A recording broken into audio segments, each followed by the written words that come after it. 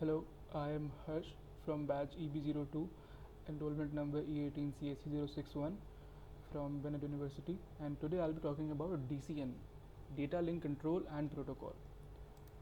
So the first thing that comes to our mind when we talk about DCN is what is data link layer? The data link layer is the protocol layer in a program that handles the moving of data into and out of a physical link in a network. The data link layer is a layer 2 in the open system intercommunication, which is called the OSI architecture, for a set of telecommunication protocols. The second thing which when we talk about DSN or DCN, sorry, is the flow control. So when we talk about flow control, we can define it as when the data frame is sent from one host to another over a single medium, it is required that the sender and the receiver should work on the same speed. That is, sender sends at a speed on which the receiver can process and accept the data. If the speed of the sender or receiver is different, the data happens to be swamped or overloaded on the server and results in the loss of data. So what can we do to avoid this? What can we steps or what are the protocols which we can use to avoid this? One we can use is the stop and wait. So this flow control mechanism forces the sender, after transmitting a data frame, to stop and wait until the acknowledgement of data frame is sent and received. Stop and wait flow control is the simplest form of flow control out there. In this method, the message is broken into multiple frames and the receiver indicates its readiness to receive a frame of data. The sender waits to receive acknowledgement after every frame for a specified time called timeout. The receiver sends the acknowledgement to let the sender know that frame of data was received, and that sender will receive a next frame only after the acknowledgement. Also, when the sender transmits a single frame at a point, the sender waits to receive acknowledgement within a timeout. If the transmit acknowledgement is not received, the data is not sent.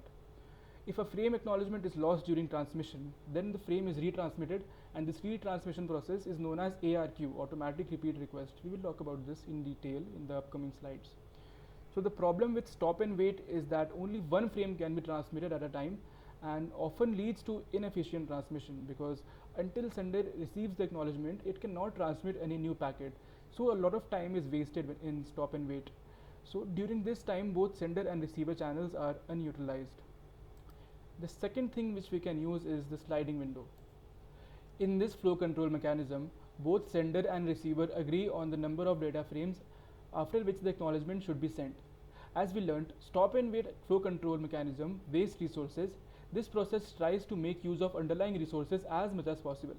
A sliding window protocol is a feature of packet-based data transmission protocols.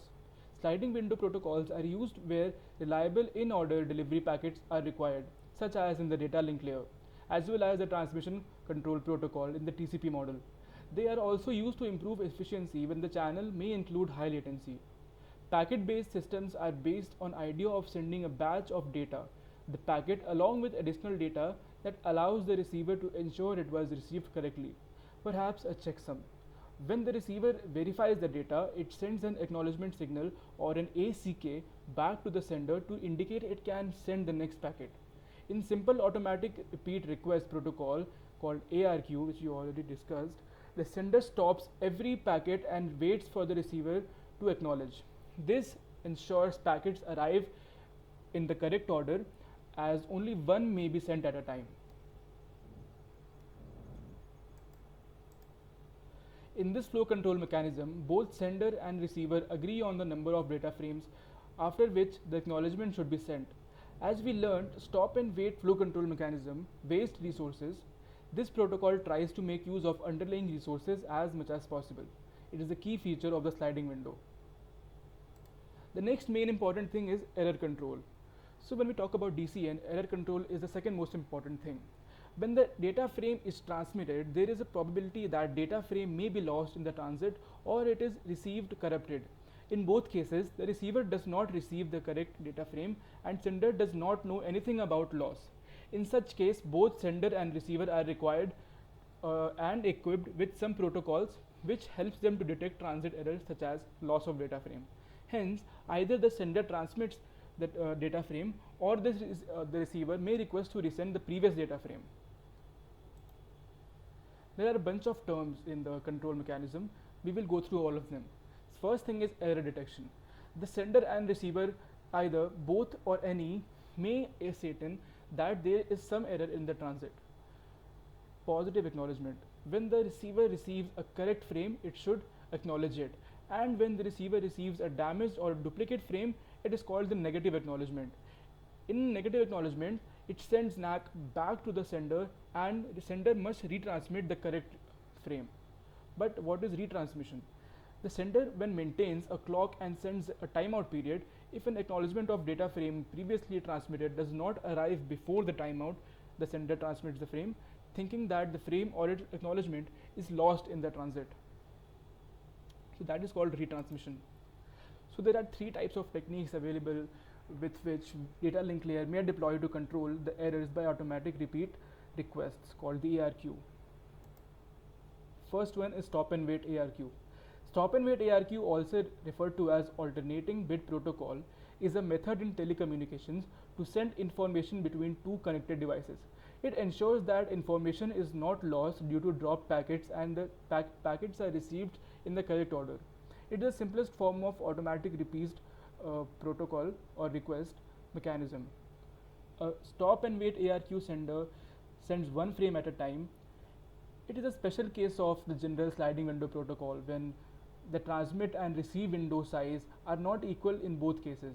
After sending each frame, the sender does not send any further frames until it receives an acknowledgement signal. After receiving a valid frame, the receiver sends an ACK. If the ACK does not reach the sender before a certain time, known as the timeout, the sender sends the same frame again. If the timeout countdown is reset after each frame and transmission, the above behavior is the basic example of stop and wait. However, real-life implementations vary to address certain issues of the design. As there are certain problems with stop and wait ARQ, which is data loss and acknowledgement. So as we can see here, when the data is being sent to the receiver, the acknowledgement, the sender waits for the acknowledgement for finite amount of time. So in this case, data may be lost, and in the other case, there is a loss of acknowledgement. What happens here is that the data does not reaches the receiver in the first place, so the receiver is not able to send back the acknowledgement that the data was received. The second ARQ we will talk about is the go back N ARQ. Go back N ARQ is a specific instance of automatic repeat protocol in which the sending processes continue to send a number of frames specified by the window size even without receiving an acknowledgement packet from the receiver. It is a special case of the general sliding window protocol with the transmit window size of n and receive size of 1. It can transmit n frames to peer before requiring an ACK. So go back N ARQ stops and wait ARQ mechanism, as we already discussed, does not utilize the resources to their best. So what go back N ARQ does is it sends window size enables to send multiple frames without receiving the acknowledgement of the previous ones. The receiving window enables the receiver to receive multiple frames and acknowledge them. The receiver keeps track of incoming frames sequence number. And the last ARQ we will talk about is selective repeat ARQ. Selective repeat ARQ is a part of automatic repeat request. With selective repeat, the sender sends a number of frames specified by a window size even when without the need of individual acknowledgement from the receiver, as go back N ARQ. In go back N ARQ we needed to have individual acknowledgements, but not in this one. The receiver may selectively reject a single frame which may be transmitted alone. This contrasts with the other forms of ARQ, which must send every frame from that point again. The receiver accepts out of order frames and buffers them. The sender individually retransmits frames that have timed out. There are a few important things about selective repeat concept, that it may be used as a protocol for the delivery and acknowledgement of message units, or it may be used as a protocol for the delivery of subdivided message subunits. When used as a protocol for delivery of messages, the sending process continues to send a number of frames specified by a window size even after a frame loss. Unlike go back N ARQ, the receiving process will not continue to accept the acknowledged frames sent after an initial error. This is the general case of sliding window protocol when both transmit and receive the window size greater than 1. So this was all. Thank you for watching my presentation, and good luck.